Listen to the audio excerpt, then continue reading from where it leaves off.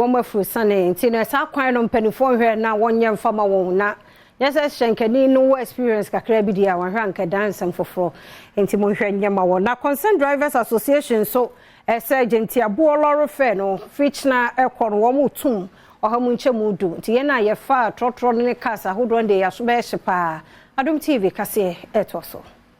Concerned Drivers Association edi abeto omanfo enim se enche bia no ahyemtuade a womo agye no entumu bi ebekoso na wei 10% ebehye ase efiri memini da ya enkrata womo ede betu dwa no womo kyeremu se de enti a ahyemtuade no womo ebetumu ni se sesei se wokokrom se wokoto car battery bia efiri December bosome no afia etwemu no na car battery 13 plate no na moto no 400 Ghana nanso sesei 670 Ghana car battery 15 plate kane no na moto no 550 Ghana sesei 750 Ghana womo echiremu se di enti a akoba ne saa a omanfo efasa ahochiremu ni se ejina Ghana sikasem a yentimi entutu ni ye no eno na amana akoba ne saa wei na womo ede ato omanfo anim se womo hwe se ahyemtuade a womo ebetumi womo behwe na womo tusu anamon sekoduru bra womo ehye ase a enkrata ya womo edebetu dwai onipa nensa ehye ase